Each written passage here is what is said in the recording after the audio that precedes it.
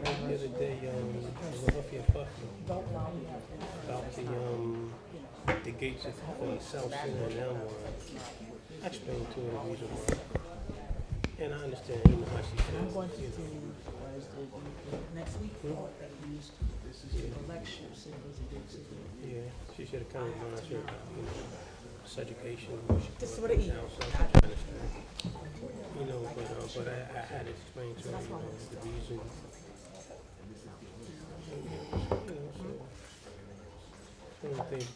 That's what I'm saying. That's what I want to know.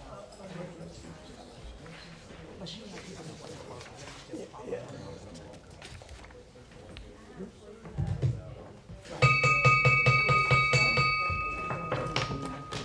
This is a conference meeting of the Municipal Council of the City of Orange Township held at City Hall, 29 North Day Street, Orange, New Jersey, on Tuesday, May 5th at 7 p.m.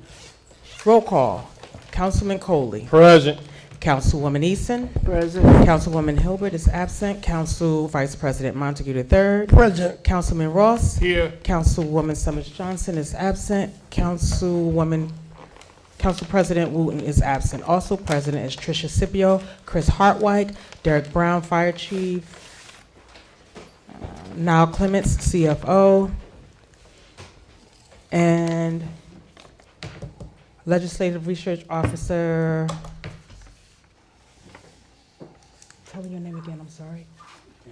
Kenneth Goodman, I'm sorry. Thank you, sir. Blanked.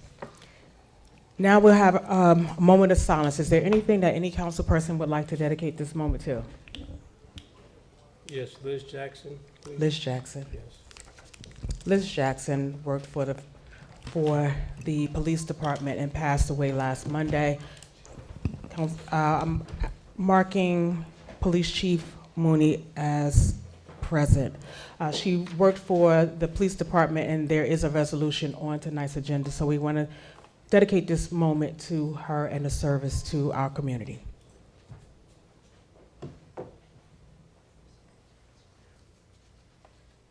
Thank you.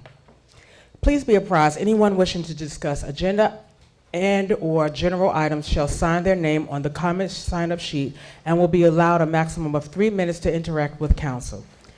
Sunshine Law. The requirements of NJSA 10:4-9 et say Sunshine Law has been met. A notice of this meeting was sent to the Star Ledger and published in the record transcript on Thursday, July 10th, 2025, posted on the bulletin board in City Hall, the council's website, the city's website, and filed in the office of the city clerk. Our county liaison has not arrived yet, so we'll move on to legislation. The resolution and ordinance to be presented at tonight's meeting are listed on the attached regular meeting agenda. If any council member wishes to discuss any resolution or ordinance, it may be discussed at this time. Council Vice President.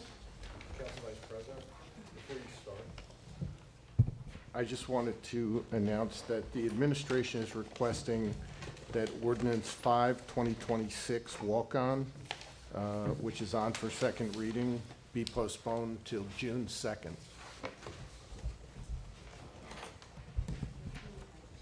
And Councilwoman Summers Johnson is requesting that Ordinance 11-2026 be postponed. Which one is that again? Ordinance 11-2026 be postponed.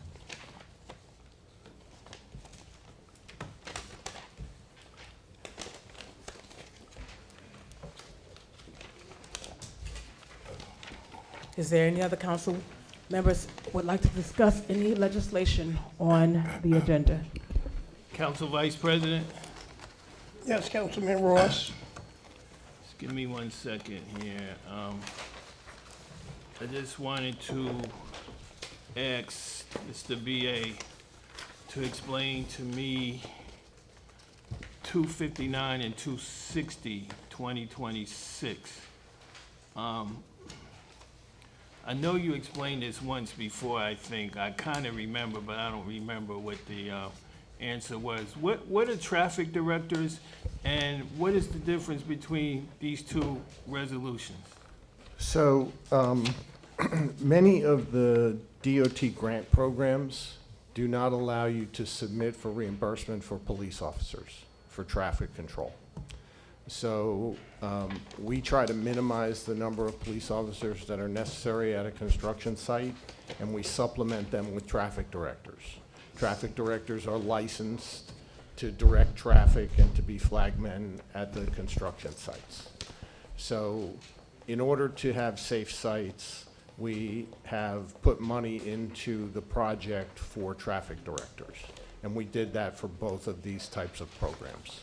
So, these folks that are working on our roadways, shouldn't they be paying for that?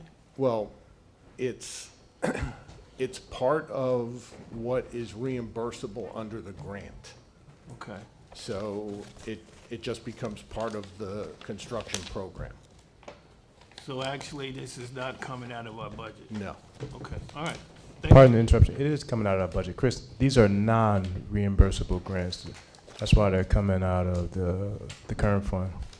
So most of the road projects, they don't pay for traffic directors or police, but they'll pay for flaggers. So recently, our DPW director took a class to become a certified flagger. So to cut costs in the future, beginning this year, we're going to look to implement a flagger in connection with one officer or one traffic director, instead of having multiple police officers or multiple traffic directors, which cost more on an hourly rate. I thought they did that in this program.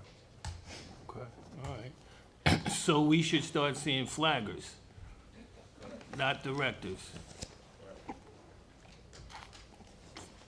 Okay, thank you. Council Vice President, Yes. through you to Village Administrator, so who hires them and who are they going to report to?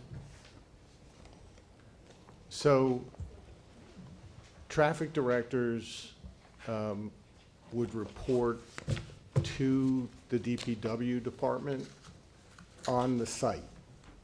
So they would be under the direction of the police officer on the site if there's a police officer on the site. But they're actually employed by the DPW department by project.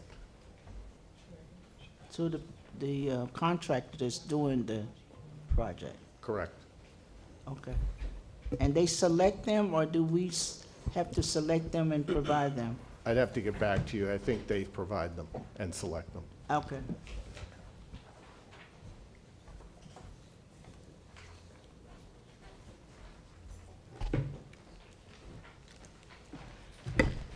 Motion to close?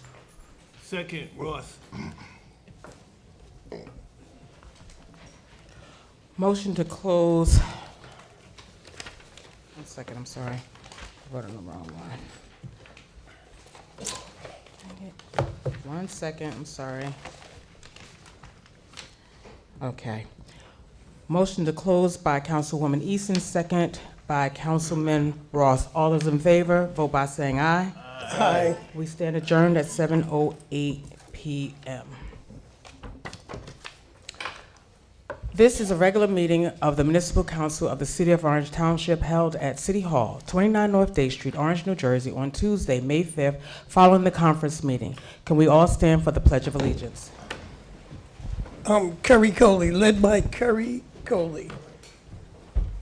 I pledge allegiance to the flag of the United States of America and to the republic for which it stands, one nation, under God, indivisible, with liberty and justice for all. Thank you. Thank you. Roll call. Councilman Coley. Present. Councilwoman Easton. Here. Councilwoman Hilbert. Present. Council Vice President Montague III. Present. Councilman Ross. Here. Councilwoman Summers Johnson. Here. Council President Wooten is absent. Also present is Tricia Scipio, Chris Hartwhite, Derek Brown, Niall Clements, Brian Mooney, and Kenneth Goodman. The requirements of NJSA 10:4-9 et se Sunshine Law has been met. The notice of this meeting was sent to the Star Ledger and published in the record transcript on Thursday, July 10th, 2025, posted on the bulletin board in City Hall, the council's website, the city's website, and filed in the office of the city clerk. Approval of meeting minutes. April 21st, regular and conference meeting minutes. Council President Wooten was absent and should abstain. She's not here. So is there a motion? Motion. Seconds. You take the motion. Motion by Councilwoman Summers Johnson, seconded by Council Vice President Weldon Montague III. On the motion, all those in favor? Aye. Any opposed? This motion has passed. There were no department monthly revenue collection reports, no OPA reports, and no communications and petition. Citizen comments on general issues and agenda items. Members of the public wishing to address the council may do so during this portion of the meeting. Speakers must sign their name on the comment sign-up sheet and approach the microphone when called upon. To allow maximum public involvement, each speaker is permitted 1 3-minute period to interact with the council and must provide his or her name and street address prior to beginning any remarks. Visual aids are not permitted. Speakers are reminded to be courteous and mindful of of other individuals. Each person has the right to speak on any subject but is responsible for abuse of that right. The city bears no liability for any comments made by the public and maintains discretion to remove any person engaging in obscene or disruptive conduct. The council will consider all comments and questions and will respond if and when appropriate, which may or may not be during this meeting. Alicia Rodriguez. Good evening. That's a long list. Good evening. Mr. Beal, I can't see the clock. The paper's in the front. Yes. Okay. Good evening, Council. I'm here tonight to ask for clarity and accountability on several issues. First, regarding municipal operations. How many orange workers are assigned vehicles? How many employees have gas cards? Are those employees permitted to take those vehicles home? And if we already have a municipal fuel pump, why are we going to continue to pay for fuel elsewhere? Second, transparency. Walk-on ordinances are being introduced, but updated agendas are not posted online afterward. That means residents are unable to review what was added before it comes up for a second reading and potential vote. That undermines public awareness and meaningful participation, and it needs to be corrected. Third, I want to address leadership attendance.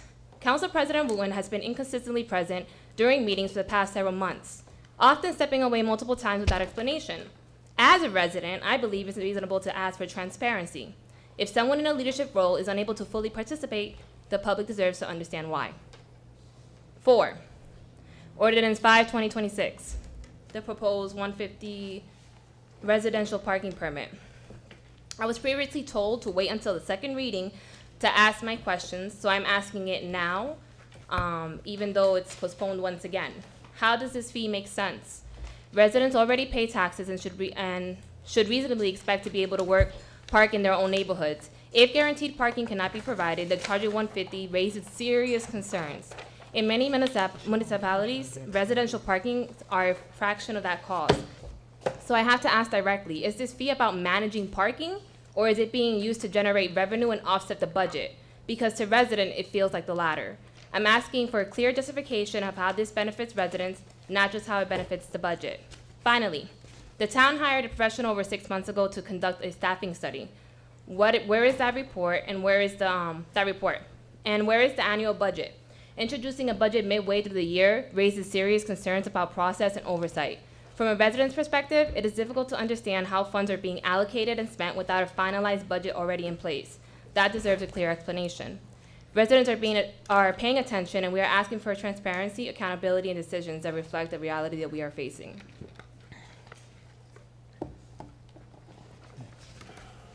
Regarding the budget, it is late. It was due the last meeting in April or the last meeting in March or the first meeting in April.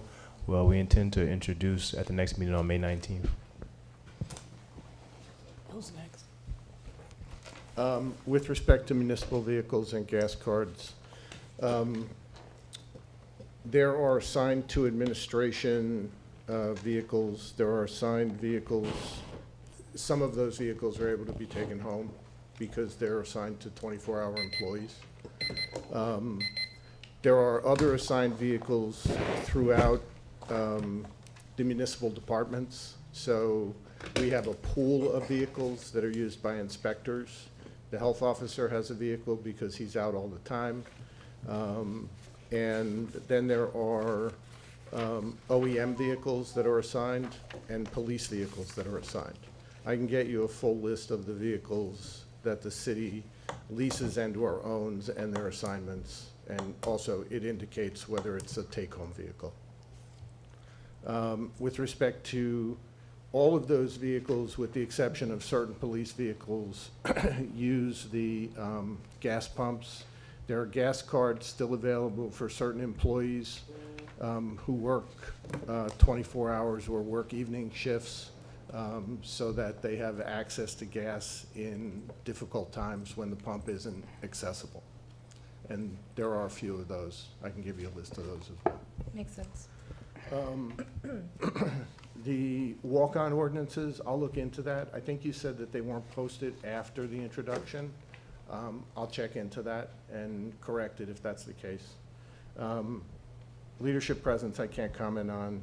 Ordinance 526, the fee was arrived at by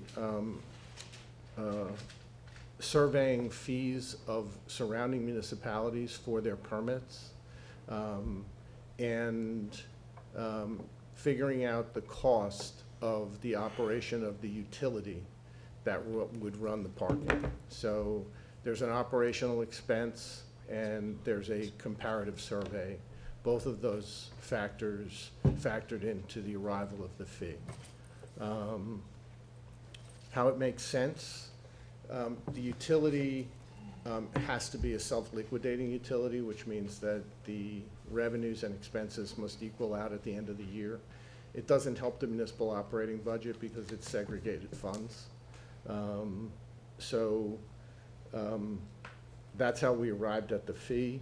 The resident parking, the way the ordinance is drafted, and I'm not sure whether there will be changes or not, but you have to qualify for an on-street parking permit. There's a test. So if you have a driveway, for example, under the ordinance, you wouldn't meet the criteria for getting an on-street parking permit. And you have to obviously be a resident, some other things that are in the ordinance. We decided to do the traffic study in-house. The parking study in-house. We did that. We used some of that information in arriving at the ordinance that was drafted. And the CFO answered the question about the budget. Thank you. Rachel Tennant. Good evening. How you doing? Long time. I'm back. Yes, you're back. Rachel Tennant, Rachel Tennant, 461 Waverly Place. I really came here tonight to talk about the parking. Even though it was pulled, I will still talk about it. But before I do that, wanted to ask some more questions regarding the Highland train station. Who will choose the vendors for the train station? Will there be a bidding process? Or, matter of fact, just what is the process? I'm in favor of Resolution 251, 2026, Nurses Day. Happy Nurses Day a little bit early to all my fellow nurses. I am retired, but it would have been nice if it was for Nurses Week, which is May 6th through the 12th. But I guess we'll take what we get. Youth programs. I know employees are allowed to bring their children and utilize our youth programs, the summer programs. Is this a first come, first serve? Do they pay the same amount as the residents? What is the process for that? Because I know they are allowed to bring their children. I think they should be paying more. If they're not, if they're paying the same rate, I don't think that's fair to the residents. If you want to bring your child to work and let them attend these programs, I think residents should have one rate, non-residents should have another rate. Regarding the parking, Why are there only selected streets? I think it should encompass all of Orange, if this will be implemented. I don't see any senior discounts. I understand you identified it as a parking authority versus a parking utility. Or is that the other way around? The other way around. The other way around. Okay, and why is that? And my biggest pet peeve with this parking issue, Orange created this parking issue. Now they want to monetize on what they created. I have a problem with that. I think what should really happen, that you force these developers to open up spaces to their renters. Maybe at a discounted rate, so they could get off the street and leave the spaces for the residents, because we're the ones paying the taxes. Matter of fact, the high taxes and the high water bills. Let me throw that in there. Thank you. Thank you. So with respect to the Highland Avenue train station, the vendors have to be selected through a competitive process. Okay. With regard to youth programs, the employees pay the same amount for their children to participate as residents. With regard to how the streets were selected for the parking permit ordinance, most of those streets listed in the ordinance are considered border streets. They're considered what? I'm sorry, I didn't hear that. Most of them are border streets. Border. There are some other streets where there was unique characteristics or problems that were included based on the parking study. There is, as you pointed out, there is no senior discount. And we looked very carefully at the parking authority, as you know. We ultimately decided that we didn't want an independent entity running the parking. The utility is actually part of the city government, so we chose to go in the utility direction. It's also less expensive. Okay, I'm sorry, one more thing. The $5 Time's up, charge? ma'am. I'm so sorry. I'm $5 sorry. Okay, but I'm the sorry, $5 ma'am. charge? I'm sorry, ma'am. Time is up. 'Cause people get a whole I bunch of do permits. apologize. Next. Marie Fremont? Fremont. Good evening. Yes. Hello, my name is Marie Fremont. Thank God for Rachel who notified me about this meeting here. I would never know. My concern is about the parking permit. I live 460 Conover Terrace. She said it. I have 2 kids living with me, and I have to pay $150 for 2 cars each. I never know about it. So my concern, this is my main concern, is the money to pay for the 2 cars. Is that your last question? And how come I wasn't notified? Nobody notified on the street about this meeting tonight. It hasn't passed. So the meetings are advertised.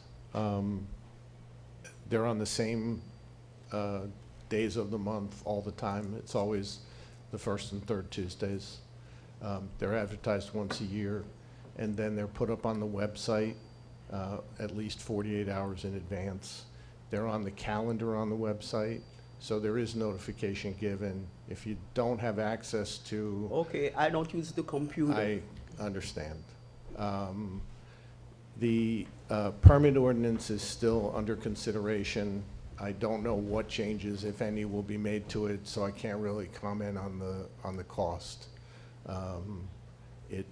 It was arrived at, as I said before, based on a survey of surrounding municipalities and their permit costs.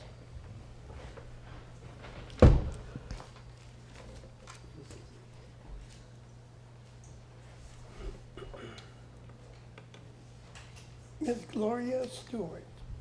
Good evening.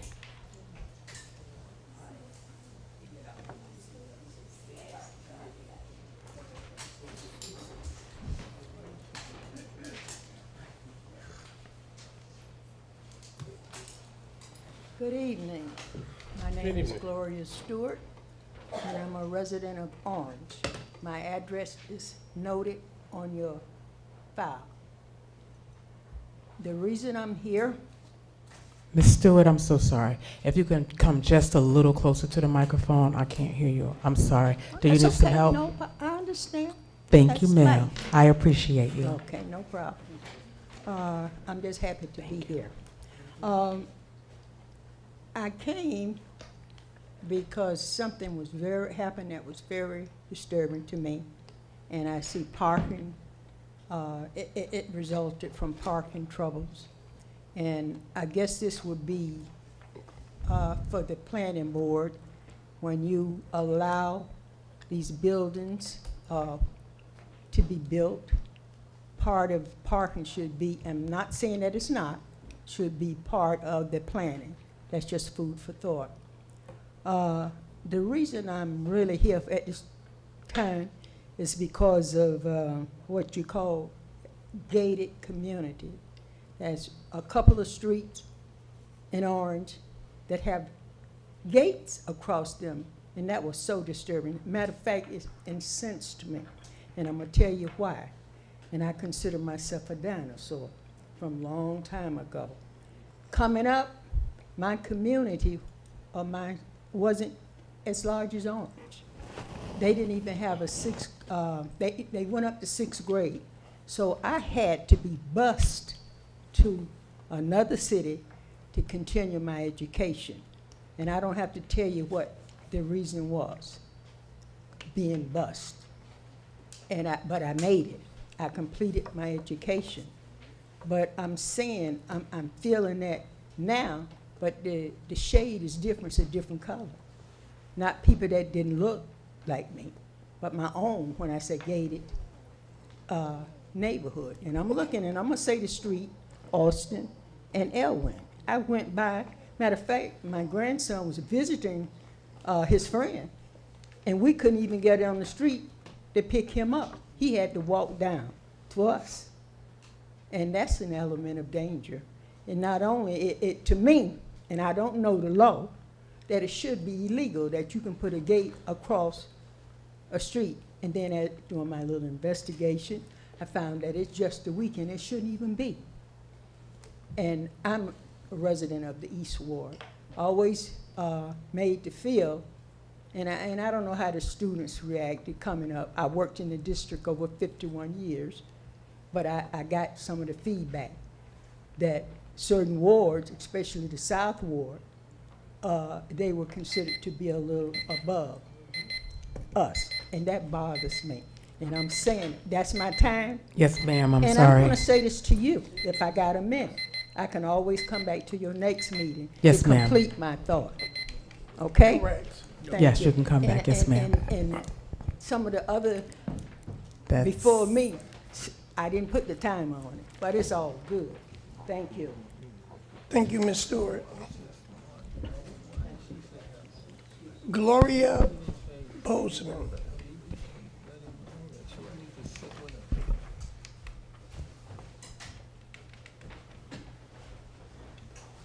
Good evening. Gloria Bozeman, 3450 Olcott Street. Tonight, I'm going to steer away from some of my usual questions. However, I will return to query how it is that we have so many developers, and how I understand that with all of those developers, there is only $5 million in the trust funds that are a part of community development. That could be incorrect, but I'll come back and ask that another time. I looked at some of the impact studies, but they're individual impact studies, and my question relates to how is 3,000 to 5,000 additions to the population not going to have an impact, a negative impact, on a 2.2-mile community? I have been disturbed this week, and you should be disturbed also, by the Supreme Court's ruling impacting voting rights, and how that pulls away from those of us who have been marginalized for a period of history that is longer than most of us have been alive. I heard a depiction about somebody making Black history here, or being a part of Black history. We've all been a part of Black history. I'm a part of Black history. I know when segregation was alive and living here in New Jersey, as well as in the South. I have made some black history, but that's what I want to talk about, the right to vote. I come here and I come to this podium because since I have the right to vote, I have the right to ask those who have been elected to be accountable. And I have the right to present that without hearing afterwards all of the comments with regard to negativity and all of the comments regarded to, I just want to hear comments according to accountability. I just want to hear questions answered. It's not a negative representation to come before you all who are elected professionals, servants, elected servants. It's not unusual that I should be able to come and ask you to address those issues that talk about sustainability, things that will impact the community, that will last beyond. I appreciate you all who are concerned about parking, but parking is one of the least, well, it's a major issue if it concerns you, but parking is only one of the issues that impacts this community, soon to be gentrified. I wait on discussions that address sustaining quality. I don't want, I'm gonna back that up. Hearing about what you've attended during the week is a very nice thing, but so do I. And I'm not an elected professional. I'm not an elected servant, nor am I on a part-time position that pays $31,000 to perhaps $40,000 a year. So I'm not impressed. I'm sorry, but I'm not impressed. We're all, as a part of this community, supposed to participate. But before I run out of time, I want to say to those of you all, May 12th, you have to come out and vote because people have died for the right to vote. And because they have died, we have this privilege to come. Don't say I'm not going to vote because it doesn't make a difference, because not voting is voting, because it says that you are going to remain comfortable as things are status quo. As for me, I know I'm going to be binged in a minute, but I'm going to stand on Isaiah 62:1. I will not be silent.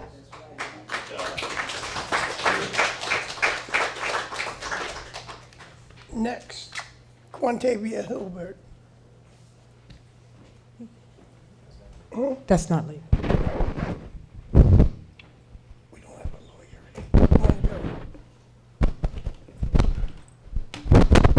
Alrighty. Quantavia Hilbert, 368 Jackson Street, Orange, New Jersey. Yes, this is unusual because I'm normally a councilwoman. I'm normally joining you guys on the dais right here, looking back at the residents. But I decided to stand as a resident today because as a council member, I feel that I have not been fully supported, not only by this council, but also from this administration. So I'm going to ask a couple of things that our our vice president of the council and our business administrator can answer so that everyone here is knowledgeable of how things are supposed to go. Number one, what are the responsibilities of a municipal attorney? What are the responsibilities of a council member? And how do they work together when it comes down to executing and implementing legislation? As of today, I have written legislation over a year and 4 months ago that has never been placed on this agenda. I can have so many assumptions on what possibly happened, but what I know for a fact is that no one else here really asks questions. No one else here really has a backbone to push a little further when it comes to executing what we're trying to do in this community. If we say that we're representatives, you can't just be an elected official and then turn a blind eye when people are disenfranchising the citizens. Not everybody could come to these meetings and speak and ask questions and address us. But me as a council person, when I do my research and I work with the legislative research officer, who is also an attorney, my documents, my items, they never make the agenda. So I want to know why. Why are we not allowing council members to move forward with agenda items? Why is it that an attorney can tell me that I have to wait in order for him to propose hearing dates and it's been over a year? Why is it that we are waiting for things that can add relief to this community? And when I say add relief to this community, most of you know this already, but I had actually draft information for short-term rentals here in our community, AKA Airbnbs. Many of you say you don't want them, but you know what? Too late, they're here already. And we as a municipality are not regulating them. They are also a form of tax revenue. And if our municipality knew how to regulate them and receive funding from them, we could have been a part of the many municipalities in the state of New Jersey that are going to be receiving over $3.3 billion from the FIFA World Cup coming to the state of New Jersey. We continue to miss out on funding that can add tax relief to our community. that could add a vibrant economy to our city.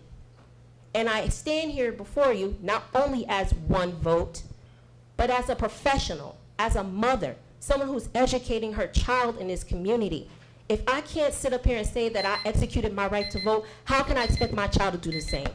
I will no longer be an accomplice to oppressing people in a community. Time, Councilwoman. Next.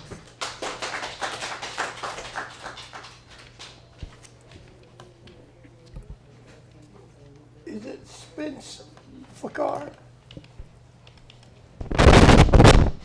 Excuse me, I think you forgot someone. Oh, I'm sorry. James, come on. I'm sorry, sir. I am He called sorry. you in error. I do apologize, sir. I'm sorry, James. Come on up. That's all right. James Ward, James Ward, 361 Haywood Avenue. Good evening, Council President, members of the City Council. This is James Ward, Chair of the Zoning Board of Adjustment.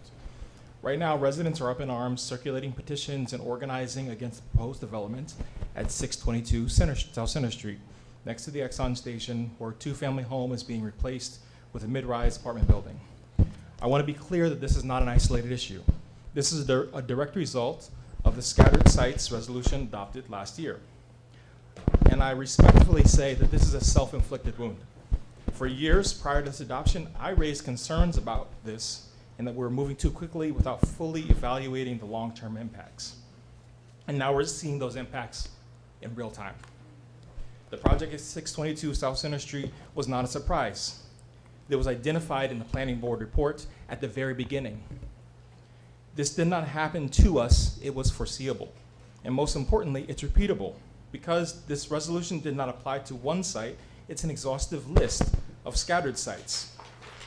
So, what we're seeing now in the community frustration is organizing, is a breakdown of trust. This is the beginning of a pattern unless we act. There's a broader consequence here. The gutting of the zoning board has been fully effective. You guys have allowed us to have only 2 cases last year. 2 cases in a city that's going through all its development. In a city like ours, this is not efficiency. This is a means of checks and balances. And the means of checks and balances are being bypassed. Decisions that should be carefully reviewed for impact and context instead are being advanced through this framework of piecemeal development without the same level of scrutiny. This is not good governance. This is not transparency. This is not sustainable. I'm asking that this council take a step back and revisit the resolution and rescind it, or at a minimum, pause its implementation, because we don't want to see what's happening at 622 South Center Street continue and repeat itself again and again across the city. We owe it to ourselves and our residents to plan intentionally. We owe it to our boards to preserve their integrity in this process. And we owe it to the public to acknowledge when something isn't working. This is one of these moments. Thank you. Mr. Fakir, hold on one second. There's somebody before you. Oh, I apologize. Perry Gillespie.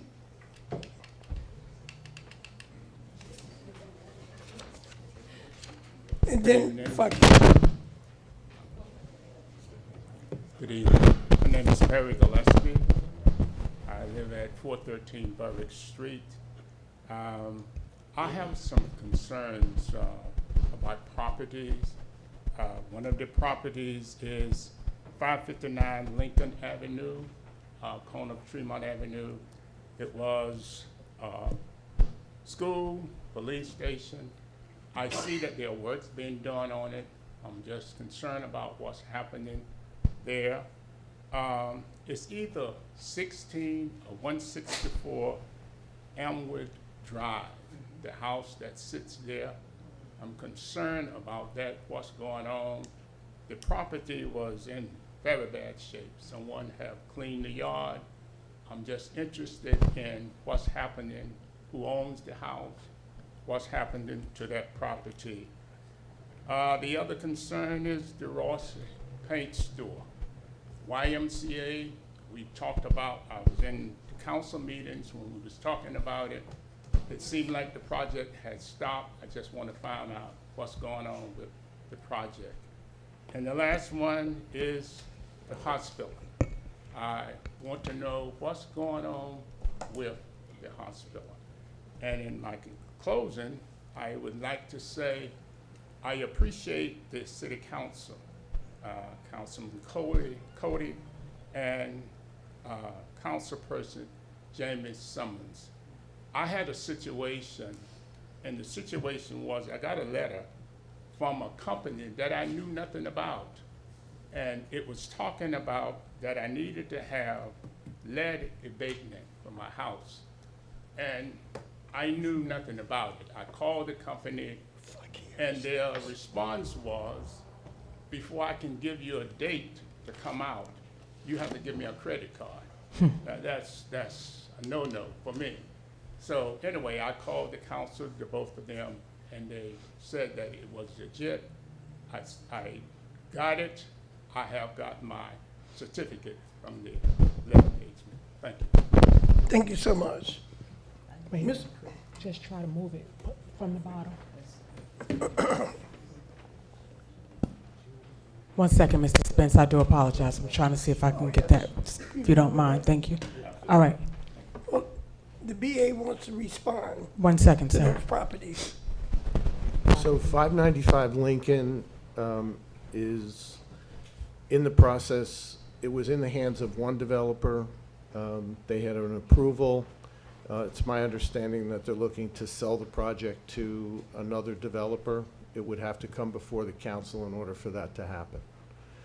164 Elmwood Drive, the city actually cleaned up the property, put a lien on the property. The owners of that property pay their taxes and paid off the lien.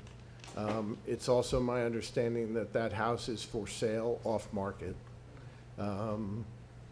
The Rossi Paint Store and the YMCA, the city is in negotiations to build the rec center with a residential component. Those negotiations have stalled, and we're working on restarting them. The hospital site is in active negotiation. The developer has made, who is a recent developer, got planning board approval, got a redevelopment agreement.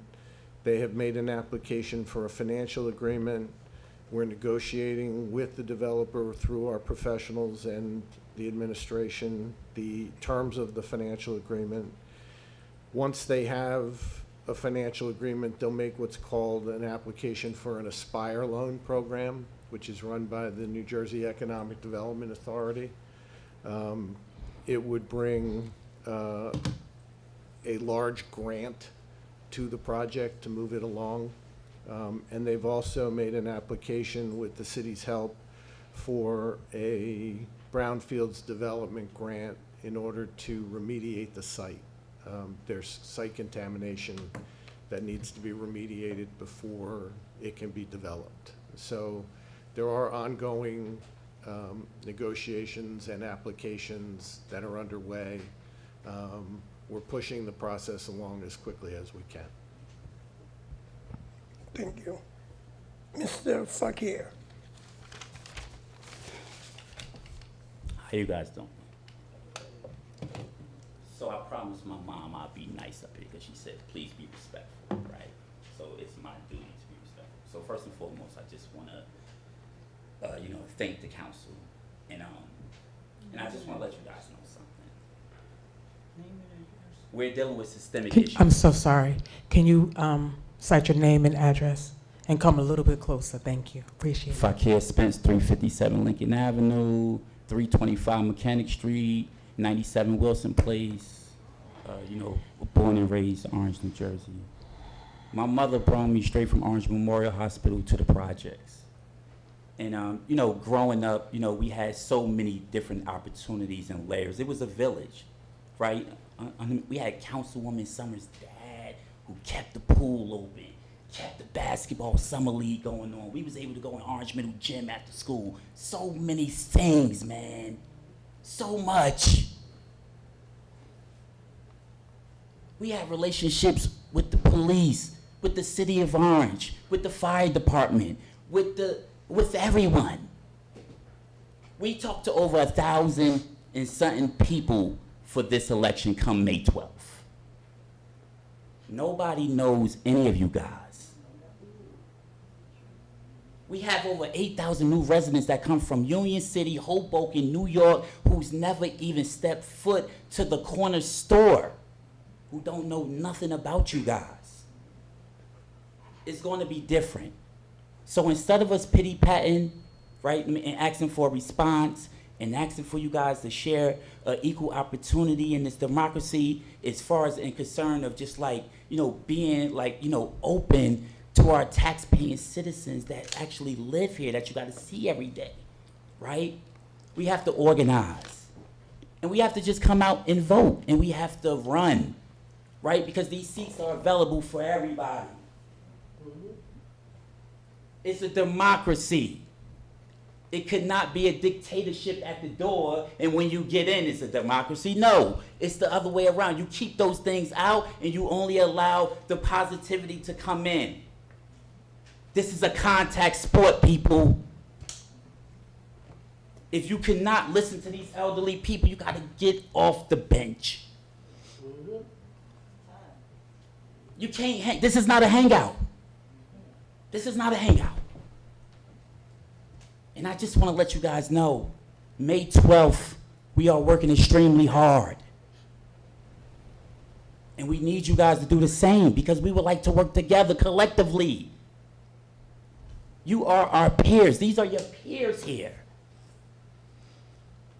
We get better answers from the police and the fire department. Thank you, thank you. Thank you. Thank you, Mr. Freer. Michael Jean Baptiste. Oh, yeah. Hi, everyone. Michael Jean Baptiste, 368 Jackson Street. Good job, my brother. So, it's been a long time I don't talk about so, but I feel like today, Tuesday, everybody's gonna be happy. And I just wanna ask the question because I'm tired calling Chris to ask questions. And I'm a resident also. I just want to know, when you guys gonna I'm a director, It's the devil. That's what I do, Okay. Yeah. I'm a director. I can fix sound. I can fix that better with no money. So I just want to know when you guys gonna advertise it for a city clerk. Then we cannot run the office with like whatever she's named, Trisha. So Mississippi. We need Mississippi. We need a city clerk. You guys fire Joyce, but at least put the advertising so we can get a city clerk. So my other question, did you guys know, Councilman Kerry Coley asked the question years ago. Nobody say anything. There have people in this administration have 3-4 jobs, and they work full-time here, and they have part-time other places. I'm not afraid. I can mention some names if you guys want to. So what you guys gonna do about it in a small city like that? And also, when you guys gonna open to hire volunteers to do the job? And people calling me when they have snow, they wanna do something else. And I go to Chris, I'll tell Chris, let's hire some volunteers. And finally, the last question. Why you guys charging the resident $150 to park in the city? After the taxes we pay in a little town, the little small house we have in Orange, we pay so much taxes. So now, you guys put another $150, everybody keep calling. And Michael, what happened $150? We're gonna have parking, people gotta pay $150 just to park on the street? East Orange does that, but that's not the way you guys try to do it. 150 is a lot. But lastly, please, advertising for a clerk, guys. We need a city clerk. And I'm gonna come every day to see that. And I know after 6 months you guys gonna say, oh, we're gonna promote the deputy to clerk. We cannot promote somebody if that person not qualified to be a city clerk.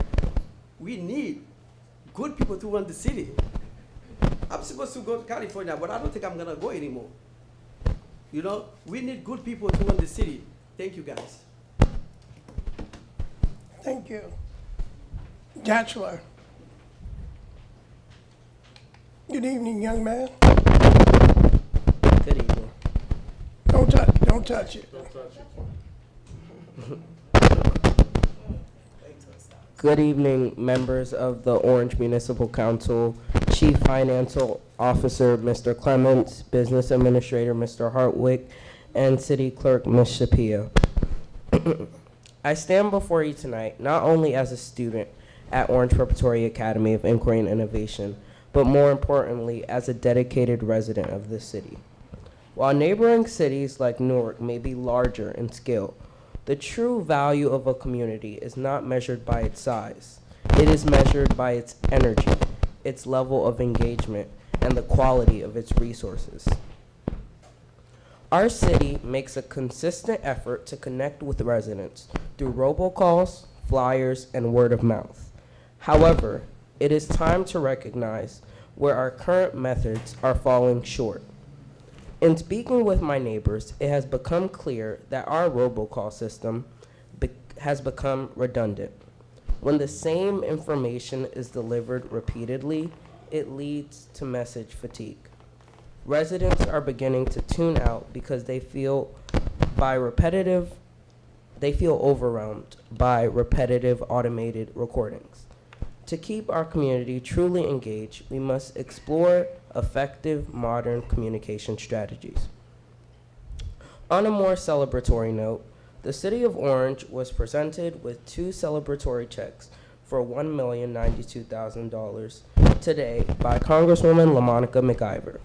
I would like to publicly thank her fierce representation of the 10th Congressional District and for her continued investment in our community's future. I would also like to acknowledge our 4 incumbent council members who are up for re-election. Councilman Coley of the East Ward, Councilwoman Hilbert of the West Ward, Councilwoman Eason of the North Ward, and Councilwoman Summers Johnson of the South Ward. Our council has consistently shown up for the city, working hard to brighten the future of Orange. Lastly, I want to remind everyone to make their voices heard, and don't forget to vote in the municipal election on May 12th. Thank you.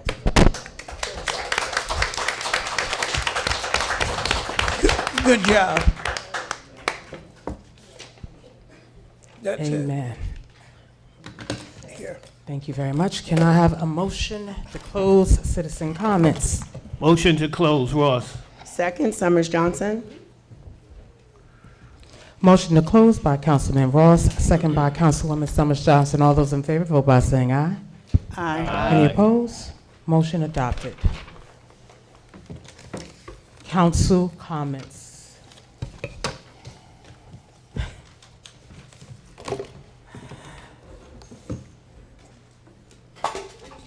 Did you announce that? What time is it? Councilwoman Hilbert has arrived at 7:53 p.m. Thank you. Councilwoman Summers. Start with me? Okay. Yes. All right. So over the weekend, I enjoyed supporting my council brother Ross at the Orange Education Foundation. No, I know what it is. I heard a mumble. I didn't know. Okay. Orange Education Foundation, which is an organization that gives scholarships to our STEM and Orange High School students. And they do an amazing job every year. And they gave him an award, and it was nice to be there. A lot of Old Orange was there, Old Orange educators. My legislation that's up for first reading for Church Street being closed is a safety issue, so I'm asking the council to support it. If you've ever been on Church Street, there shouldn't be parking on Church Street and buses trying to come. That's where the annex school for Forest Street is. And it's, you know, it's an accident waiting to happen. I met with Principal Cook of Forest Street School, and they are in favor of this. There are no houses that are affected on the street, but they try to pile as many cars and then buses. It's too much after and before school. And this would just be Monday through Friday during school hours. I want to agree with food for thought, because growing up in Orange, we never called out wards. We didn't have the have and have not mentality, and that's exactly what I'm trying to break, that the South Ward is no better than any other ward, that we are awesome people throughout the city of Orange. And there's also a valley that gets forgotten a lot in the South Ward. There is Seven Oaks, but that's not the entire South Ward. And thank God the kids don't feel that way.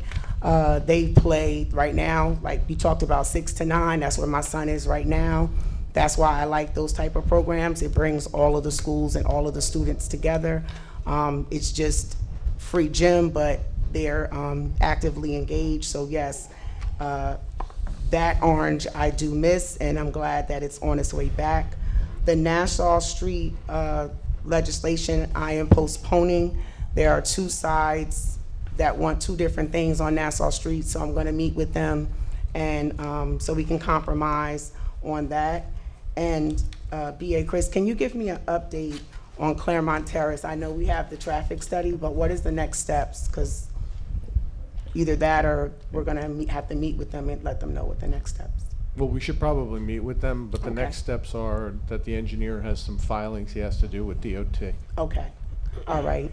And yes, May 12th is coming, and the right to vote is very important. That's what's so awesome about living in a country where you can vote.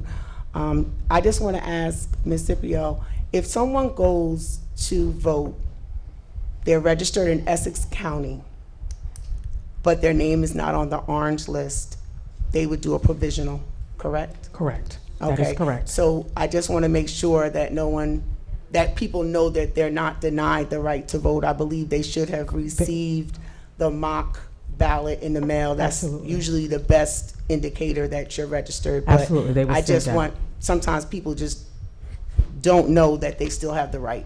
And- So I and- just wanted to put that out. And just so you'll know, if someone does have a question, they can call the clerk's office, and we will help them and look in the system and go through the system for them. We've been helping people. They can call you now? They can call us now. Can you give the number, please? 973-968-6005. That's directly to me. Okay, that's it. Thank you. You're welcome. Councilman Coley. Council Vice President, how are you today? Great. Okay. And me too. I'll be like real quick. Mr. BA, maybe a few months ago, I brought up the idea of creating a commercial parking space in the center of Main Street between Essex and Center. And you said you were going to look into that. Did you have an opportunity to? I have the engineer looking at it. There are some issues that need to be addressed, that would have to be addressed by both the county at one end of the street and DOT throughout the entire street. Okay. All right.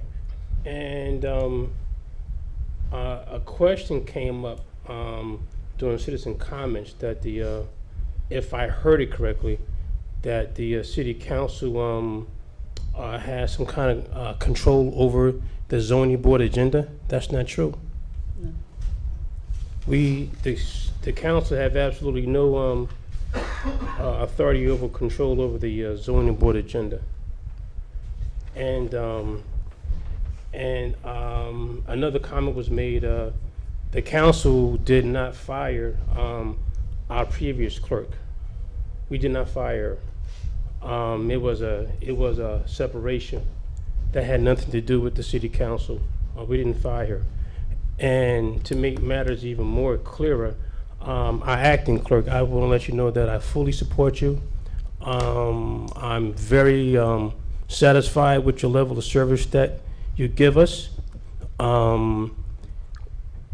We only have two people in the clerk's office. We have a couple of volunteers now, and they just recently came on board.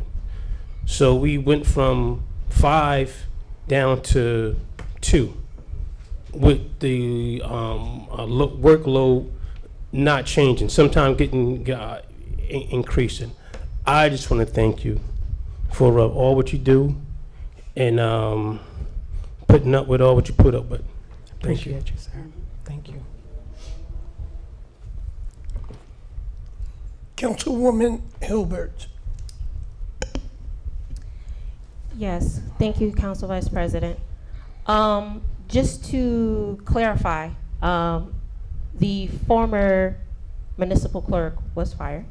Council did have a say in that because of the hearing that we had in regards to her, where there were reports of the discussion amongst the council, and they were discussing openly about her performance. So there were some council members who were involved and knew about it.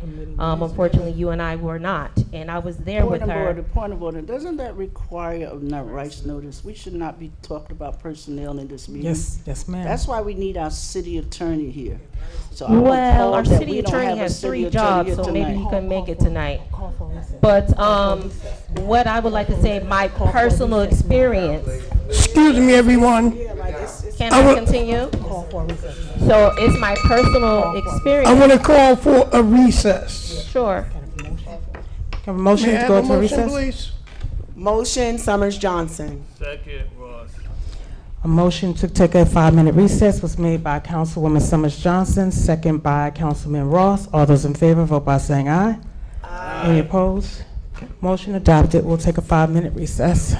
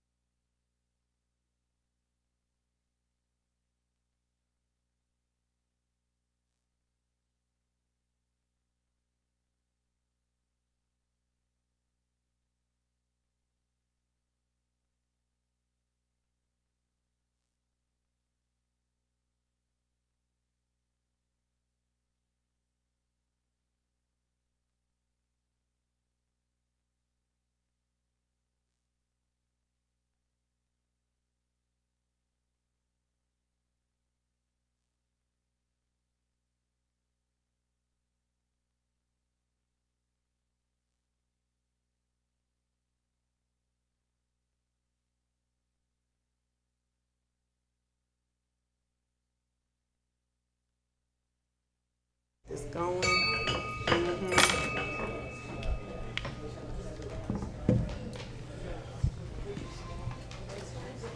Are we ready to resume? Yes. We're ready to resume at 8:14.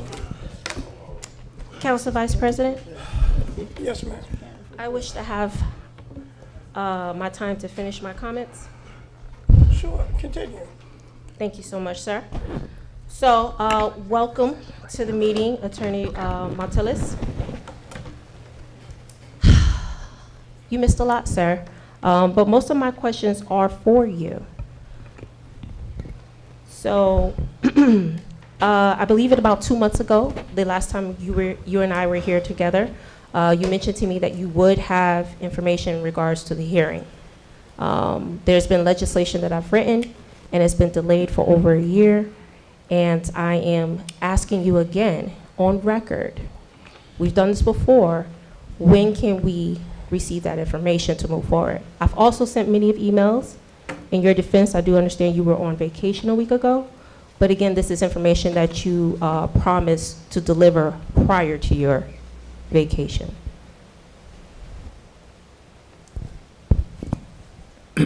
What information are you looking for? I heard something about a hearing. So yes, for over a year, you and I have been going back and forth in regards to hearings and information so that I could put short-term rental legislation on the agenda. But what hearings are you referring to? The same hearings that the mayor recommended.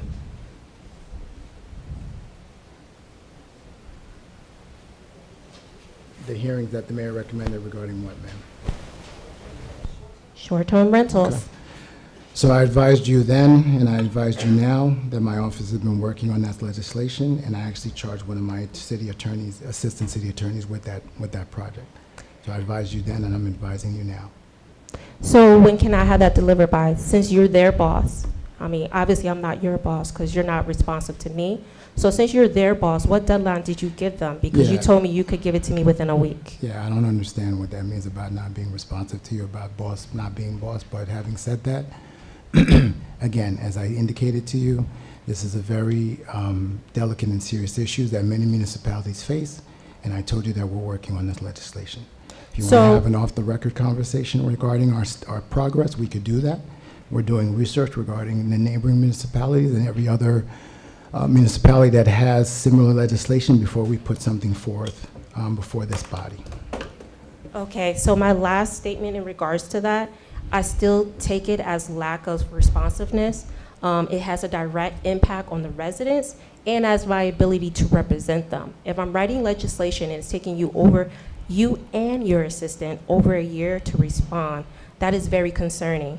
That is very concerning. And we need to start operating with a sense of urgency when we're writing legislation that could resolve tax issues here in our community. So operating from a legal Well, perspective. hold on one second. I'm not responding finished. to your question. Well, hold on. You can finish after I respond to No, that part sir, of your you question. cutting me off. Please not remember cutting your you off. place as I'm an not cutting you attorney. off. Please give me a moment to finish my comment. But I'm not cutting you Please, off. please remind yourself that I'm a council member Point of order, and I'm please. trying to finish my comment.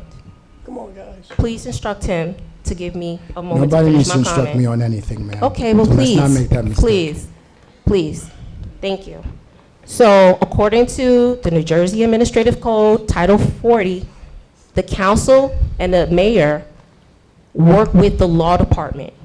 The law department works with the council, but the council has legislative authority. And if I'm writing legislation with a research attorney who is also an attorney and it's already been approved, and then I put it on the agenda, it should be able to be on the agenda. But I have people in your office that have been taking it off and delaying it because of whatever work you need to do. Why can't we have hearings so we could take it to the community so we're being transparent and we can educate them on what we're trying to do here? Now I'm done. Okay. So going back to the first part of your question or the first part of your statement, urgency and legality are two different things. We're moving with a sense of urgency, but we're also checking the legality of any legislation that's brought to my department for review, and that's what we're doing. I can't speak to, nor will I speak to, quote unquote, your items being taken off the agenda or whatever you stated. The one thing that I can tell you is that we're going to, any piece of legislation or any piece of ordinance or any ordinance that, excuse me, is going to affect the community and the residents and the city, we're going to make sure that it conforms with all legal aspects before we put it forth for consideration and vote.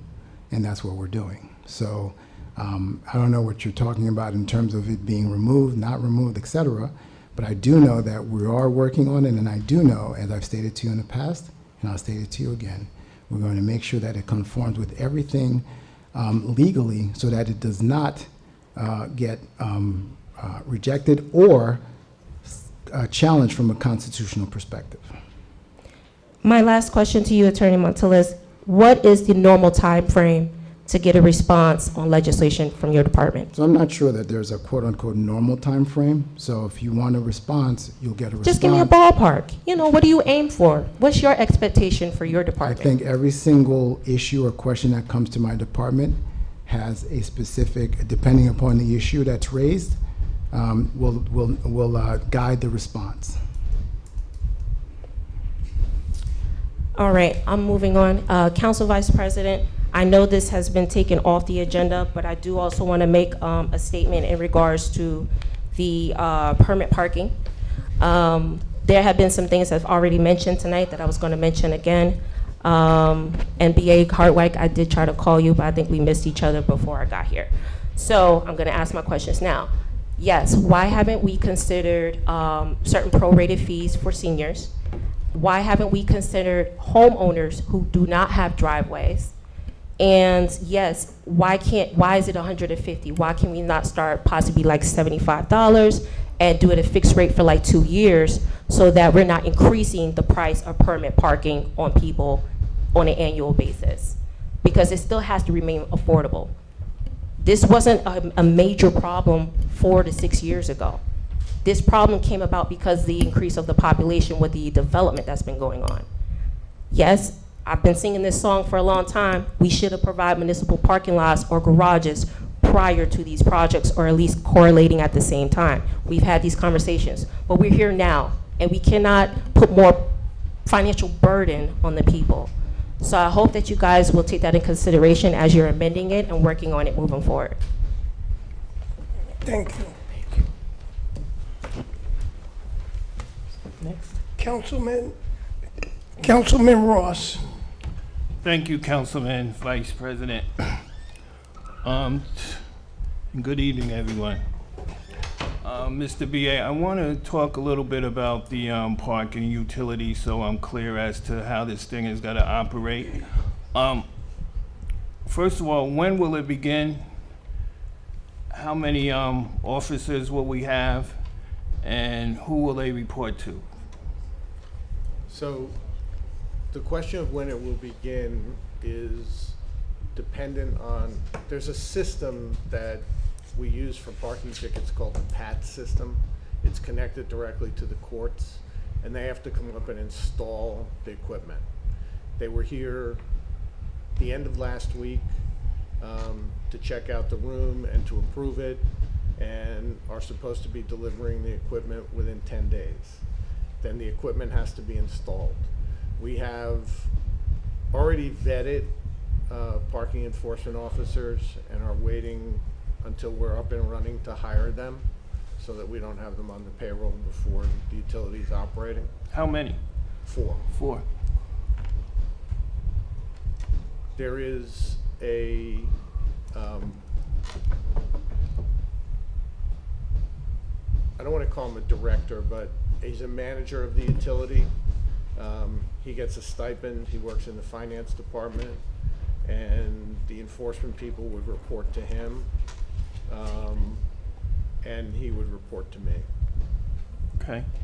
Now, their primary responsibility will be parking issues, of course, but that's the meters, permit parking, double parking. Yes. Restricted zones, parking in bus stops, handicap areas. Any type of parking. Okay. Can they have cars towed? I have to check. Okay. So they can't enforce any moving violations, correct? No. Okay, will they be equipped with radios in case they have to call the police? They'll have cell phones. They'll have cell phones, okay. And I did see on Main Street, from Park Street, Glenwood to Park, they're installing the meters. Correct. When will that be completed? It wasn't supposed to take them more than 10 days. So they had some weather issues. And I suspect that they'll be done by the end of this week, the beginning of next week. Okay. Okay, thank you. I want to talk about the community benefits town hall that we recently had. I want to thank everyone who came out to our community benefits town hall last week. It was a very successful meeting, a great turnout, great engagement, and most importantly, great ideas from our residents. We heard you. Now we are taking those ideas, reviewing them carefully, and working together to shape a plan that truly reflects what the community wants and needs. So again, thank you guys for coming out. And as my young friend back there, you know, he talked about today we had a very pleasant surprise from our Congresswoman, LaMonica McIver. She came and presented the City of Orange with a $1,092,000 check for water and sewer main replacement. This is a big, big win for our city. As we all know, infrastructure across the country is aging, and when things break, it can quickly strain a city's budget. So this investment is just not timely, it's critical for our future. So I want to thank Congresswoman McIver for her support and for delivering for the City of Orange. We appreciate her. And as everybody was talking about, next Tuesday is May 12th. Please, please come out and vote, okay? Please. Thank you, Council Vice President. Thank you, Councilman Ross. Councilwoman Easton. Eason. Yeah, thank you for bringing it up, Councilman Ross, that Congresswoman McIver was here for a project that I've been begging for 4 years. Cleveland Street, because that area has been sinking. Sugar Group, we keep paying them to patch it. Now we're gonna finally get the money to repair it. But I want to talk about something else tonight. As I sit here, and I've been sitting here, and I don't miss council meetings unless it's an emergency. But I'm beginning to think I'm living in a different city because we are going backwards instead of forward. And I refuse, as councilwoman of the North Ward, as a resident of this city and a homeowner and a taxpayer, to let anyone, and I don't care who you are, negate, belittle the blood, sweat, and tears that I put into the North Ward, into this city. I've made a lot of accomplishments, done a lot of things. When I came to Orange in 1973, there were so many things that was not happening, so many things that we did not have. The school district has improved almost 100%. Changes have been made, things have been done. So the negativity, somebody say, oh, I'm tired of hearing the word negativity. And Dr. Bozeman asked the question last meeting about expectations of the council. My expectation is as we move new people into this city, we will get some positive people that's thinking about doing things instead of always coming and raising, saying about this one and talking about people. One thing I can tell you for sure, I haven't been caught stealing gas. I have not have a foreclosure. I have not been sued. I have not filed for bankruptcy. I paid my taxes, and I have worked for the North Ward and the residents of the city. So real quickly, I'm gonna go through some of my accomplishments. So I don't know what these people are talking about, and right now I really don't care, because my ward is probably one of the best wards in the city, because we have come up. When I moved to Orange, the North Ward and Cleveland Street School were like stepchildren. we had to beg for everything. No programs was there. We didn't have any programs. Everything was in the other wards except the North Ward and Cleveland Street. I started the first basketball program at Cleveland Street. I went out myself and bought the equipment, donated it. We didn't even have a gym. Then we had to beg the board to give us a gym to practice for the kids to learn how to play. So you know how we started out? I told the coaches, get a couple of garbage cans to teach them how to bounce the ball and how to throw it in the garbage can. So we have come a long ways, and I have worked hard. And you're not gonna come in here and say all of those things, negative things about what we are doing. I don't know about the rest of the council, but I refuse. As Dr. Bozeman said, I will not be silenced anymore because I'm gonna speak up for the things out there. Many of you don't even come to the North Ward. You don't know what we've done. You don't know what was there before. But for you to come in here to make blanket statements about this, that, and the other, you don't know what you're talking about. We got a new school, Rosa Parks, since I've been in the city. We renovated Cleveland Street School since I've been a councilwoman. We renovated Roach Playground. We got a new bridge on Thomas Boulevard. And we got the community center in Montreal Urban Park. And some of you would say, oh, that's just a big building with one big room. But it's more than we had before because the county didn't have to give us anything. But they chose to build it for our community, for our seniors that are on Oakwood Avenue that can walk across the street and go. And if you want activities there, everybody keeps talking about activities. When I moved to Orange, all of those positions was volunteer, basketball, football. Then everybody wants to get paid. So if you want those activities and you don't want your taxes to go up, volunteer some time. Come to City Hall. I'm quite sure our business administrator would love to have it. I just got a volunteer to lock Rock Roach Playground every night because the community was complaining. He's gonna get a key and he's gonna donate his time. We're not gonna pay anybody to do that. And I've said that's what some of the initiatives. And I had public service pave Cleveland Street at no cost to the residents. And so we are on the move, and everybody talks about the new building, the Elks. I love that building. It is a beautiful building inside. The developer has done an excellent job. And our people are living there. So it's our people from Orange living in the one on South Center Street. People are moving in. You can't even get an apartment in those buildings anymore because I feel with new development, we need some new stuff for our community. I need some new stuff for my people. We're always at the rundown buildings, the elevators breaking and this and that going on. And when we build something new, everybody's got something to say. And yes, we have gotten new residents, but that has not increased or overcrowded our school system. If you don't believe that, talk to the superintendent. Don't come out here and make blatant statements that you can't prove.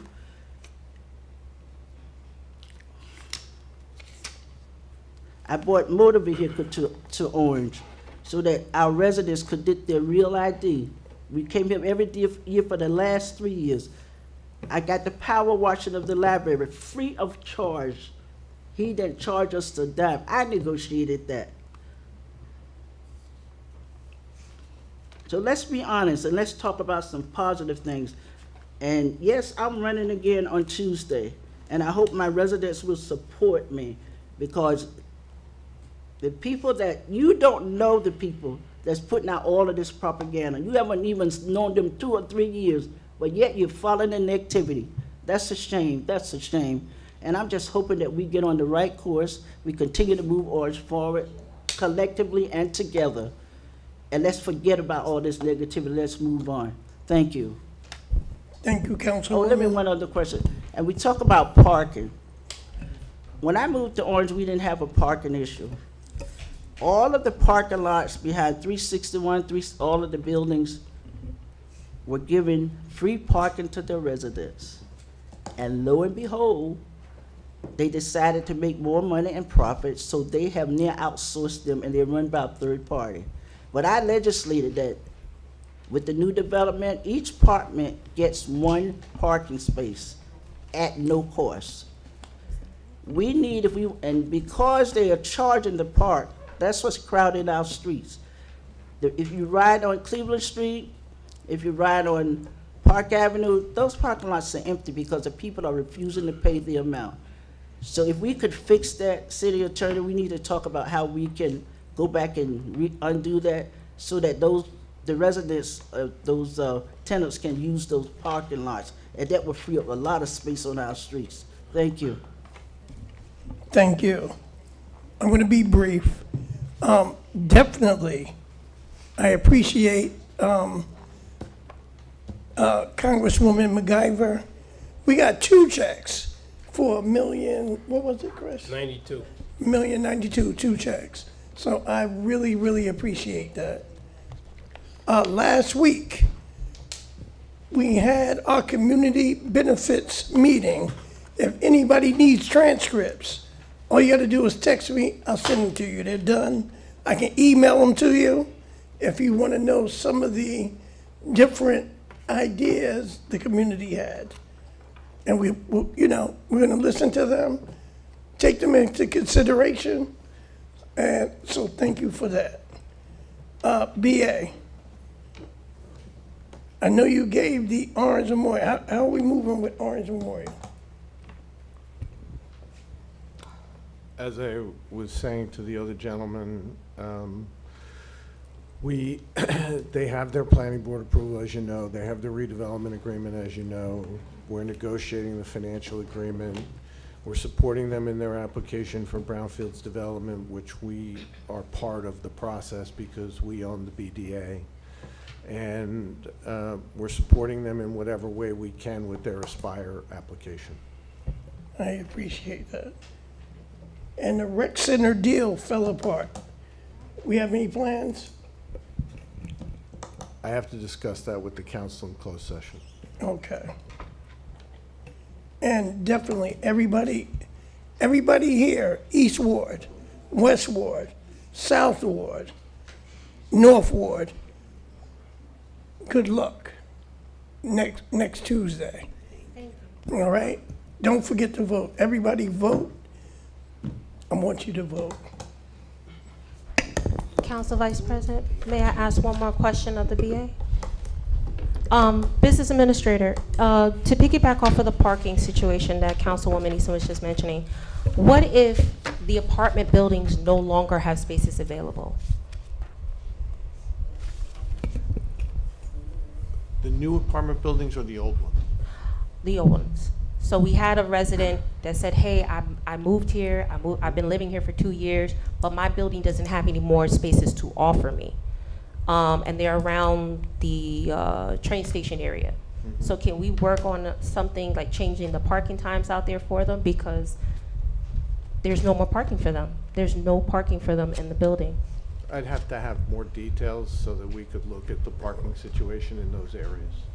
Okay, no problem. Thank you, Council Vice President. Thank you, BA. You're welcome. Mr. BA, isn't there still parking spaces available at the Peak properties on Highland Avenue? There's a waiting list for that property, for those parking spaces. There will be spaces available at the Crane Street garage and the Lincoln Avenue garage. And what about Peak 2, the right across the street from? That parking is incorporated in the building. We didn't get any parking for that. The 66 spaces that we got were across the street. Okay, but all the 66 spaces are full. And there's a waiting list. Okay. Move the agenda, Thank you. please. Ordinance is on second reading, public hearing. An ordinance 3-2026. An ordinance authorizing the online payment. An ordinance authorizing the online payment of property maintenance summons and establishing electronic processing procedures in the city of Orange Township, sponsored by Councilmember Clifford R. Ross. Are there any citizens who wish to comment? Is there a motion to close? Motion to close citizens' comments, Summers Second. Johnson. Motion to close citizens' comments was made by Councilwoman Summers Johnson, second by Councilwoman Easton. All those in favor vote by saying aye. Aye. Any opposed? Motion adopted. Is there a motion to adopt? Motion to adopt, Summers Johnson. Second, Ross. Motion to adopt by Councilwoman Summers Johnson, second by Councilman Ross. On the motion, roll call. Councilman Coley. Yes. Councilwoman Easton. Yes. Councilwoman Hilbert. Yes. Councilman Montague III. Yes. Councilman Ross. Yes. Councilwoman Summers Johnson. Yes. Council President Wooten is absent. That's 6 yeas, 1 absence. This has been approved. Ordinance 4-2026, an ordinance to amend and supplement the Code of City of Orange Township, Chapter 200, Article 7, entitled Turn Prohibitions and Lane Reservations to prohibit left turns, sponsored by Councilman Clifford R. Ross. Is there any citizens who wish to comment? Is there a motion? Motion to close citizens' comments. Second, Summers Montague. Johnson. Motion to close citizen comments was made by Councilwoman Summers Johnson, second by Council Vice President Weldon Montague III. On the motion, all those in favor vote by saying aye. Aye. Any opposed? Motion adopt. Citizen comments are closed. Motion to adopt? Motion to adopt, Ross. Second, Summers Johnson. Motion by Councilman Ross, second by Councilwoman Summers Johnson. On the motion, Council Vice President, through you two, have we ordered the signs? No, I can't order them until the ordinance passes. So they should be here within the 20 days? I can't say that. And while you're ordering, what they call the economy of scale, order the balances for Dunkin' Donuts. okay. Anyone else on the motion? Roll call. Councilman Coley. Yes. Councilwoman Easton. Yes. Councilwoman Hilbert. Yes. Councilman Montague III. Yes. Councilman Ross. Yes. Councilwoman Summers Johnson. Yes. Council President Wooten is absent. That's 6 yeas, 1 absent. This has been approved. Okay. Ordinance 5-2026 WO. The recommendation is to postpone to the June 2nd meeting. Is there a motion? Motion to postpone, Summers Johnson. Second, Hilbert. Motion by Councilwoman Summers Johnson, second by Councilwoman Hilbert. On the motion, Which one is this, 1026? 5-2026 WO. I'm ahead of myself. Yes, ma'am, you're ahead. Anyone else on the motion? Roll call. Councilman Coley. Yes. Councilwoman Easton. Yes. Councilwoman Hilbert. Yes. Councilman Montague III. Yes. Councilman Ross. Yes. Councilwoman Summers Johnson. Yes. Council President Wooten is absent. That's 6 yeas, 1 absent. This has been approved. It will be postponed to the June 2nd meeting. Ordinance on first reading, introduction. Ordinance 10-2026, an ordinance to amend the Code of the City of Orange Township, Chapter 200, Section 200-33, entitled Schedule 2, No Parking Certain Hours, to establish no parking on Church Street during school hours, sponsored by Council Member Summers Johnson and the City of Orange Township Council. Is there a motion? Motion, Summers Johnson. Second, Ross. Motion by Councilwoman Summers Johnson, second by Councilman Ross. On the motion, On the motion. Council Vice President, through you to Councilwoman Summers Johnson. Yes. Councilwoman, do you know if this is the only street that they do drop off and pick off? I'm not sure, but I do. That's the main. he does. It's the only street Yeah, I that was they do gonna- pick up and that's the drop front offs door. on for the annex. Okay. I just wanted to confirm, because we have an issue with the high school where we took Clarendon and we blocked it off from the parking for the drop off and pick off. Now they're instructing us to drop our kids off on Lincoln Avenue. So we have a whole bunch of congestion there, and it just took away parking for no reason. All right, that was my only question. Thank you. Anyone else on the motion? Roll call. Councilman Coley. Yes. Councilwoman Easton. Yes. Councilwoman Hilbert. Yes. Council Vice President Montague III. Yes. Councilman Ross. Yes. Councilwoman Summers Johnson. Yes. Council President Wooten is absent. That's 6 yeas and 1 absent. This has been approved. The final reading is on June 2nd, 2026. Ordinance 11-2026, the motion, the recommendation is to postpone this until the June 2nd meeting. Is there a motion to postpone? Motion to postpone, Summers Johnson. Second, Ross. Motion to postpone was made by Councilwoman Summers Johnson, second by Councilman Ross. On the motion, roll call. Councilman Coley? Yes. Councilwoman Eason? Yes. Councilwoman Hilbert? Yes. Councilman Montague III? Yes. Councilman Ross? Yes. Councilwoman Summers Johnson? Yes. Council President Wooten is absent. That's 6 yeas, 1 absent. This will be postponed to the June 2nd meeting. Consent agenda. Before we move on to the consent agenda, if council members would look in their folder, there are 3 corrections amendments that was made to 3 different resolutions.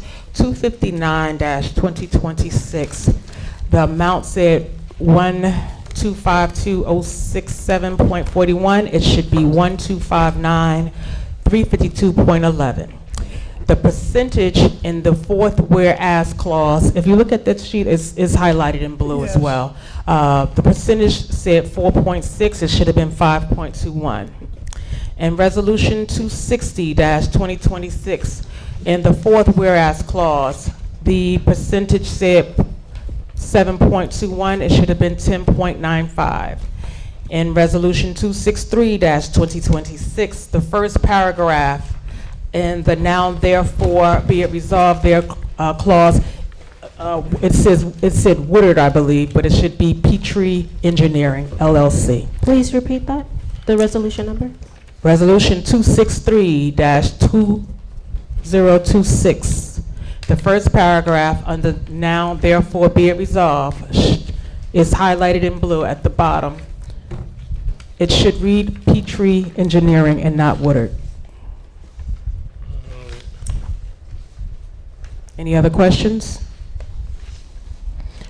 Now that we've done that, is there anyone that want to take off any of the resolutions from the consent agenda for a separate vote?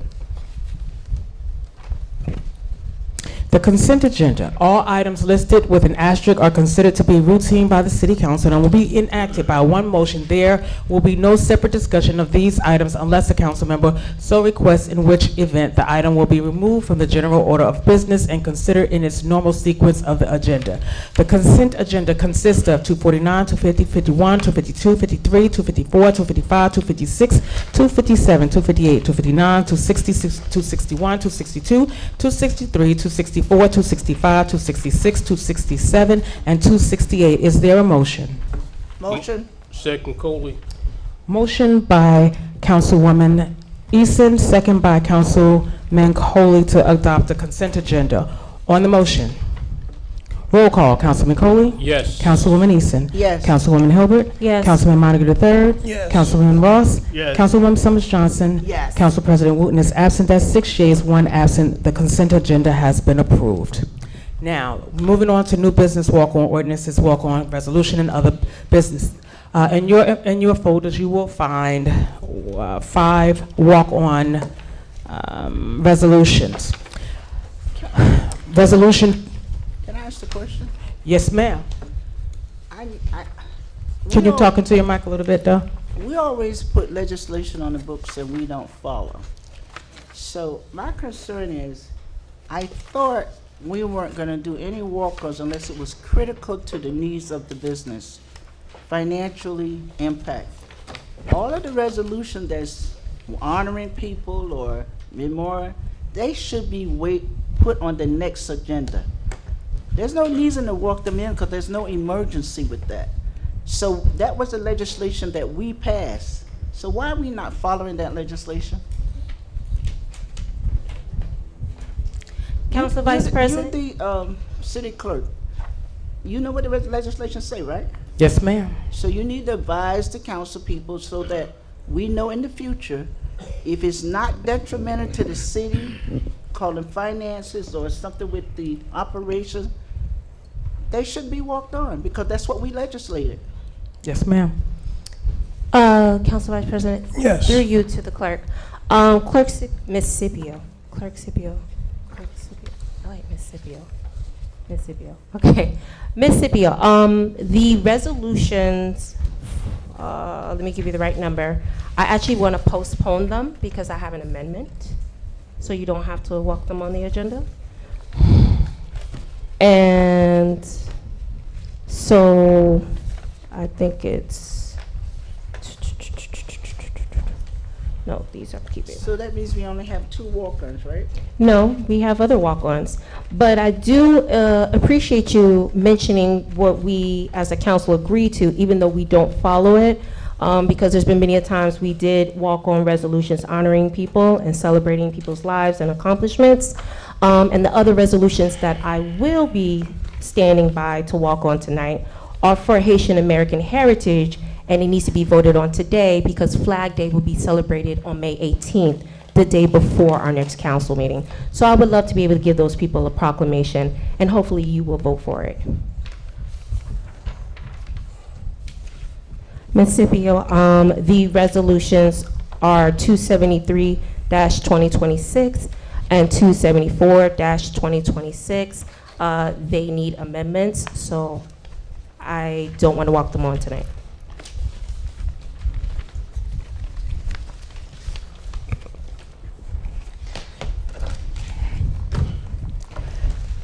Walking on resolutions. And give me 1 second.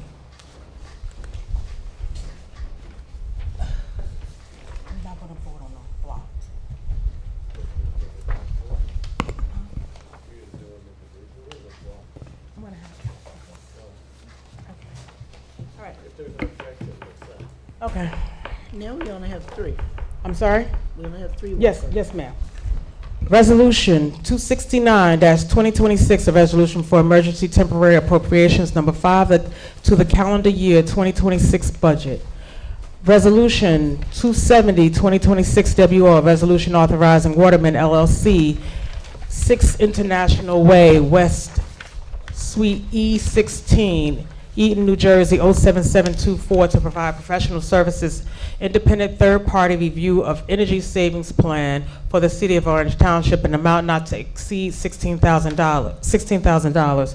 Resolution 261-2026 WO, a resolution recognizing Alyssa Samar Manassi for her achievements and contributions in honor of Haitian. Point of orders, we only doing 3. No, there's 4. I thought it was only 3. It's 4. The other one. She took 273 and She said she only 274. wanted the one for the Haitian averages. The other 3 can wait till the next month. She's reading the one for Haitian American. No, she said Well, point of Go order, Ms. Scipio, you did say 261, so you could just start over with the 271 so the councilwoman is on the same page.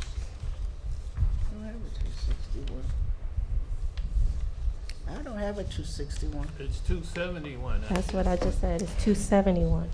The Councilwoman Hilbert asks to remove 273 and 274 and leave on 271 and 275. So we're doing. I'm sorry, 270. 271. I'm sorry, 271 and 272 on. So we're doing 270, 269. We're doing and 269, 270, 271, 272, and 275. No, 270, 269, and 272. We're doing 269, 270, 271, 272, and 275. She took off. I'm going to read it. Everyone stop. I'm going to read them. Let's start over again. These are the walk-ons that we are voting to walk on. Oh, 275 is the one for us. Yes. Thank you. I got you covered. Resolution, I'm going to start back at 271. 271-2026 WO, resolution recognizing Alyssa Samar Manassi for her achievements and contribution in honor of Haitian Heritage Month, sponsored by Councilmember Quantavia Hilbert. Resolution 272-2026 WO, a resolution recognizing Wavania M. Vincent for her outstanding services in honor of Haitian Heritage Month, sponsored by Councilmember Quantavia Hilbert. Resolution 275-2026 WO, a resolution to hold an executive closed session to discuss contract negotiation and legal matters. Can I have a motion to walk these resolutions onto the agenda? Motion. Second, Summers Johnson.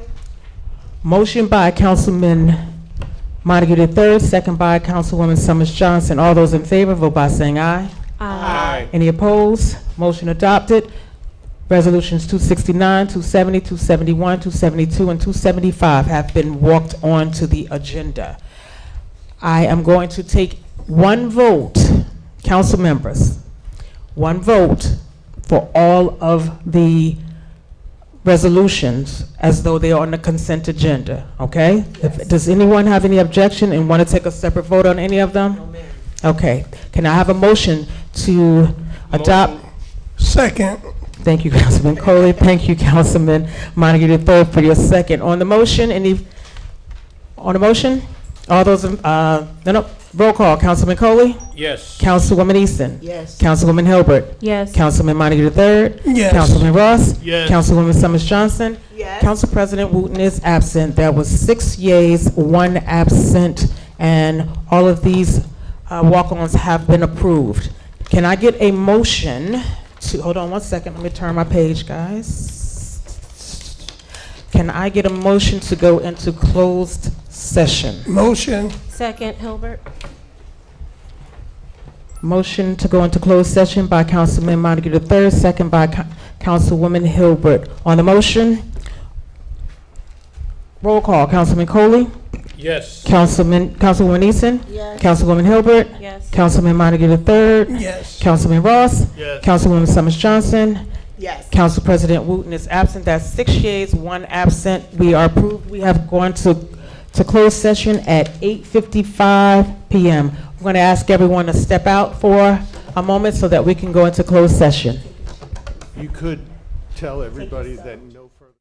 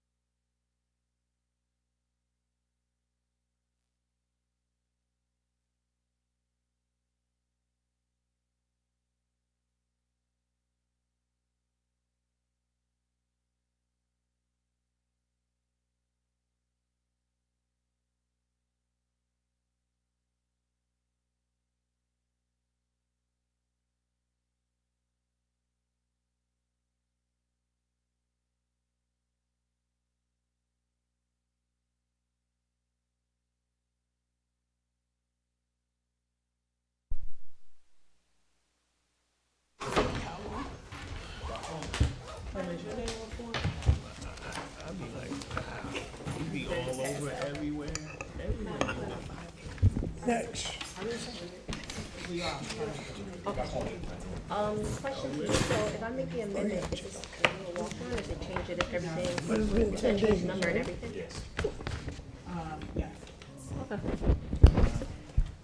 Is there any old business? Okay.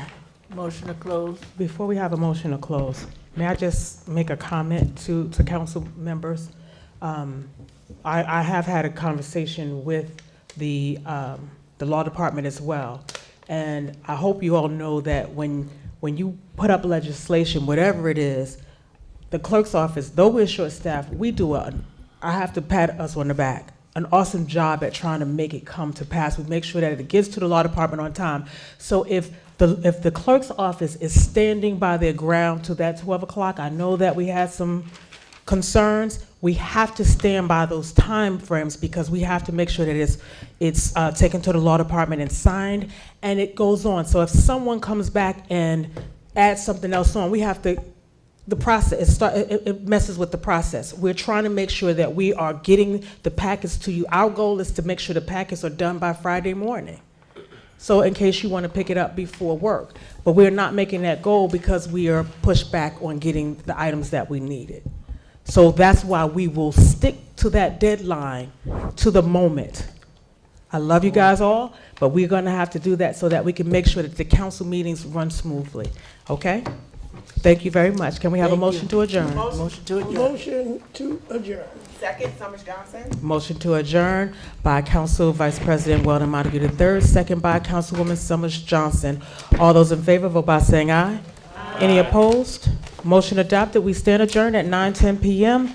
And we have our next meeting on May 19th, 2026 here in Council Chambers at 7 p.m. Have a wonderful day and a wonderful evening, and I look forward to seeing you all in the coming days. Oh, wait, when are we coming back? Happy Mother's Day, everybody.